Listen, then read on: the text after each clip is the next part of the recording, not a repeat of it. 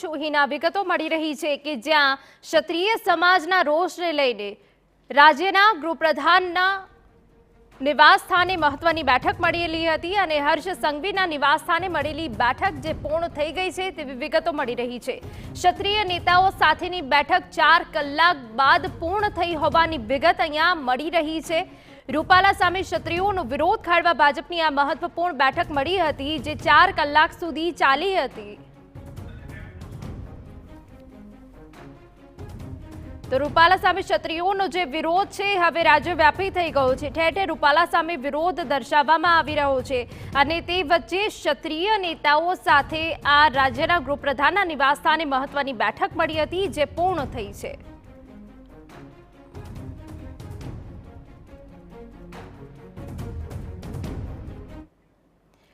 સંવાદદાતા હરીન માત્રાવાડિયા વધુ વિગત આપી રહ્યા છે। હરીન, હર્ષ સંઘવીના નિવાસસ્થાને મળેલી બેઠક તો પૂર્ણ થઈ ગઈ છે, પરંતુ આ બેઠક બાદ શું સામે આવી રહ્યું છે?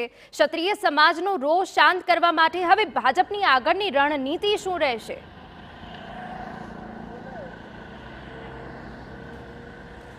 બિલકુલ, જે ક્ષત્રિય નેતાઓ એટલે કે અલગ અલગ 9 જેટલા ક્ષત્રિય નેતાઓ છે ભાજપના ત્યાં બેઠકમાં હાજર હતા અને બેઠક છે સતત 3 કલાકથી વધુ સુધી ચાલી હતી અને મહત્વનું છે કે જે સૂત્રો પાસેથી માહિતી મળી રહી છે કે અલગ અલગ નેતાઓને અલગ અલગ જવાબદારીઓ સોંપવામાં આવી છે। અલગ અલગ જિલ્લા વાઇઝ છે આ તમામ નેતાઓને અલગ અલગ જવાબદારીઓ સોંપાઈ છે। જે રીતે ક્ષત્રિય સમાજનો રોષ છે તેને કઈ રીતે ટાળી શકાય, તેને કઈ રીતે સમજાવી શકાય તેની જવાબદારીઓ સોંપવામાં આવી છે। સૂત્ર પાસેથી એ પણ માહિતી મળી રહી છે કે આગામી દિવસોમાં જે આંદોલનકારીની જે સંકલન સમિતિ છે તેની સાથે ક્ષત્રિય નેતાઓ ફરી એક વખત બેઠક કરશે। ફરી એક વખત જે રીતના પહેલા પણ બેઠક થોડા દિવસ પહેલા પણ આ તમામ નેતાઓ છે તેને બેઠક કરી હતી, અમદાવાદ ખાતે આ બેઠક યોજાઈ હતી, આવી જ એક બેઠક ફરીથી આગામી દિવસોમાં યોજાઈ શકે છે અને ક્ષત્રિય સંકલન સમિતિ જે છે તેમની સાથે આ બેઠક છે ક્ષત્રિય નેતાઓ કરશે તેવી પણ એક માહિતી મળી રહી છે। આ ઉપરાંત જે સૂત્ર પાસેથી વધુ એક માહિતી મળી રહી છે કે અમુક ક્ષત્રિય નેતાઓ છે તેને દિલ્હીનું તેડું આવ્યું છે, તેને દિલ્હી પણ બોલાવવામાં આવ્યા છે। જોકે હવે અંદરમાં 3 કલાકથી વધુ સુધીની ચર્ચાઓ થઈ છે, અલગ અલગ તમામ મુદ્દાઓ પર ચર્ચા થઈ છે। જે રીતે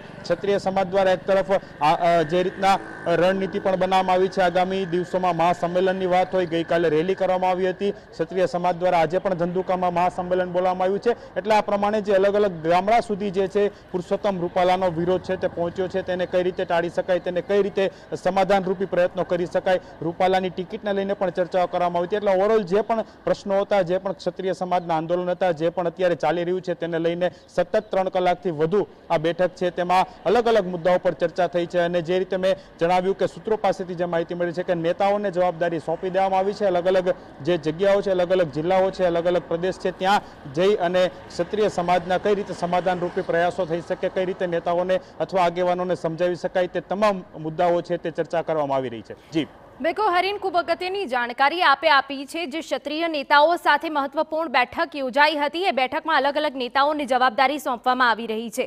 તમને જણાવી દઈએ કે સમગ્ર રાજ્યમાં અનેક જિલ્લાઓમાં ક્ષત્રિય સમાજમાં રોષ જોવા મળી રહ્યો છે। ધંધુકા ખાતે આજે અસ્મિતા મહાસંમેલન મળ્યું છે, ત્યારે આ મહત્વપૂર્ણ બેઠક કે ક્ષત્રિય સમાજમાં જે રોષ વ્યાપ્યો છે તેને કેવી રીતે શાંત કરી શકાય, કેવી રીતે સમાધાન કરી શકાય અને તેને જ લઈને હર્ષ સંઘવીના નિવાસસ્થાને મહત્વપૂર્ણ બેઠક મળી હતી જેમાં ક્ષત્રિય નેતાઓ સાથે બેઠક 4 કલાક ચાલી હતી અને તે પૂર્ણ થઈ ગઈ છે। જે રીતે અમારા સંવાદદાતાએ વિગતો આપી છે કે ક્ષત્રિય નેતાઓને જવાબદારી સોંપવામાં આવી છે, અલગ અલગ જિલ્લાઓમાં જવાબદારી સોંપવામાં આવી છે, જે આંદોલન કમિટી છે તેમની સાથે ચર્ચા કરશે અને તે બાદ કેવી રીતે સમાધાન નીકળે છે તેના પર વિષય પર વાત કરવામાં આવશે।